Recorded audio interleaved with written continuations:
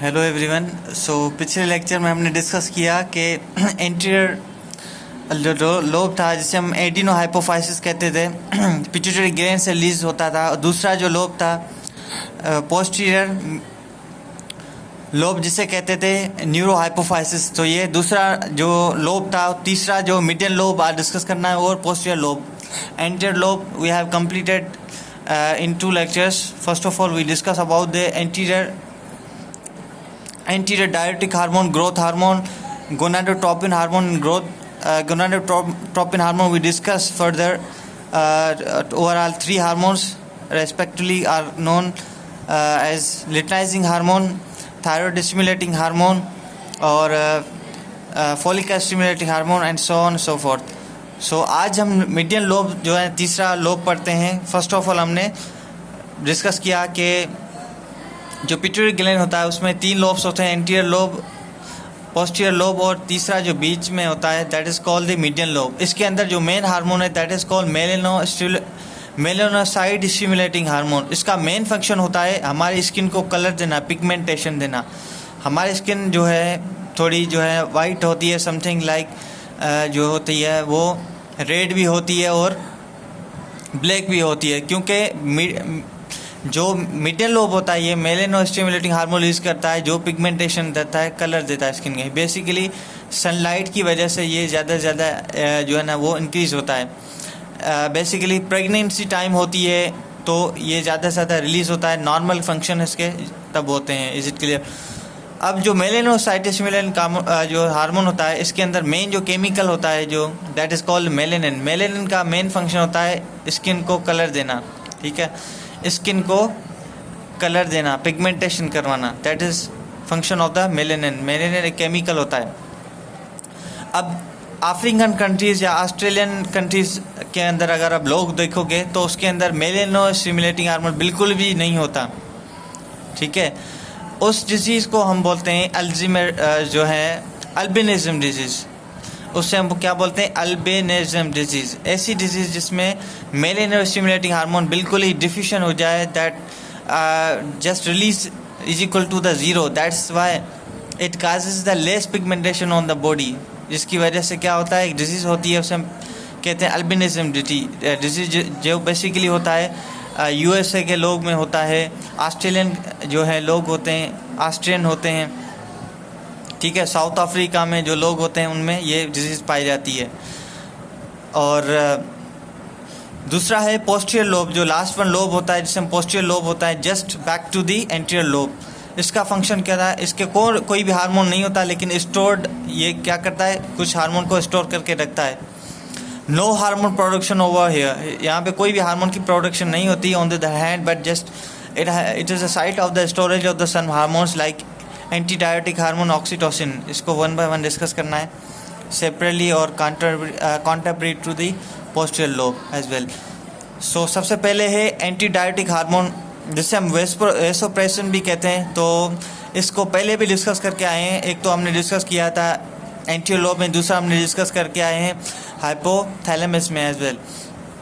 तो इसका जो काम होता है ये स्टिमुलस अगर हो जाए, स्टिमुलस अगर इन्वायरमेंट से हो जाए जिसमें अगर आप डिजर्टेड एरिया में चले गए जिसको पानी बिल्कुल भी कमी है या उसके अंदर टेम्परेचर हाई है, सनलाइट ज़्यादा इंटेंस है, शिद्दत ज़्यादा है, तो आपकी बॉडी में वेपराइजेशन होगी, आपकी बॉडी में क्या होगा स्वेटिंग ज़्यादा होगी, पसीना ज़्यादा निकलेगा। तो क्या होगी as a result the water level in the body quantity of the water will be become very less, जिसे हम डिहाइड्रेशन कहते हैं, जिसमें पानी की कमी हो जाती है। अब इस कंडीशन में सर्वाइवल के लिए एक कुदरती एक नेचुरली फेनोमिनन होती है कि नेचुरल एक सिस्टम होता है हमारी बॉडी के अंदर। ये बेसिकली किडनी के अंदर होती है रीअब्जॉर्प्शन, जिसमें पानी जो होता है वो हमारी किडनी के अंदर जा रहा होता है यूरिया के ज़रिए, तो वो जो है दोबारा उसकी रीअब्जॉर्प्शन होती है समहाउ, ठीक है। तो डिक्रीज द ब्लड वॉल्यूम, जिसमें डिहाइड्रेशन में पानी बिल्कुल ही खून में कम हो जाता है। अगर और भी पानी वेस्ट होता गया डिहाइड्रेट तो एज रिजल्ट डेथ भी हो जाती है समटाइम। तो इसमें हाइपोडेमिक कंडीशन इसे हम बोलते हैं, ये होता है न्यूरोपेप्टाइड होते हैं। अब इस कंडीशन में क्या होता है जो एंटीडायरेटिक हार्मोन है सोमेटोट्रोपिन जो है वेसोप्रेसिन हार्मोन है, ये करता ये है कि हमारा जो किडनी के जो सेल्स हैं जिसे हम बोलते हैं nephron, there are 10 million nephron in each kidneys and every nephron structure consisting, हर एक नेफ्रॉन की जो अगर स्ट्रक्चर की बात करें तो ये जो आप स्ट्रक्चर देख रहे हैं इसे हम देते हैं ग्लोमेरुलस, इससे हम बोलते हैं प्रॉक्सिमल कन्वर्टर ट्यूबल, इससे हम बोलते हैं डिसेंडिंग लूप ऑफ इनल, इससे हम बोलते हैं असेंडिंग लूप ऑफ इनल, इससे हम बोलते हैं डिस्टल कन्वर्टर ट्यूबल, इससे हम बोलते हैं कलेक्टेड डक्ट। तो ये डिफरेंट पार्ट्स हैं नेफ्रॉन्स के, उसके अलग अलग फंक्शन है।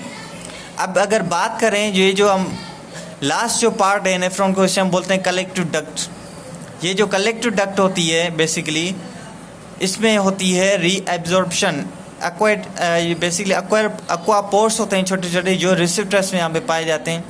जब भी डिहाइड्रेशन कंडीशन आई तो पोस्टीरियर लोब क्या करेगा, स्टोरेज इसकी होती है एंटीडायरेटिक हार्मोन, वो सिग्नल भेजेगा कहाँ पे, किडनीज के पास, किडनीज के किस साइड में, उसके सेल्स में, और सेल्स का जो हिस्सा है कलेक्टिव डक्ट, तो वहाँ पे होंगे हासिल वसूल करने वाले कुछ सेल्स होंगे रिसेप्टर्स, तो वो एंटीडायरेटिक हार्मोन को रिसीव करेंगे। तो यहाँ पे पानी की बेसिकली ज़्यादा से ज़्यादा रीएब्जॉर्प्शन होगी, तो सम हाउ जो सर्वाइवल के कुछ चांसेस हैं वो कम हो सकते हैं या होते हैं। ठीक है, सो ये होता है इसका फंक्शन। किडनी के जो प्रॉब्लम्स भी हो सकते हैं एंटीडायरेटिक हार्मोन की वजह से। ठीक है, डायबिटीज़ इंसिपिडस कहते हैं जिसमें दो बीमार डिजीज़ आ जाती हैं। अगर यूरिया ज़्यादा से ज़्यादा रिलीज़ होता है जिसे हम पिलूरिया कहते हैं, अगर कम होता है जो है ना प्यास ज़्यादा लगती है उसे हम बोलते हैं पोलीडेप्सिया। पोलीडेप्सिया क्या होता है, अगर प्यास ज़्यादा लगती है, अगर डिहाइड्रेशन पानी लॉस होता है तो ज़्यादा प्यास लगती है, और यूरिनेशन ज़्यादा आने की वजह से उसे हम पिलूरिया कहते हैं। Is clear?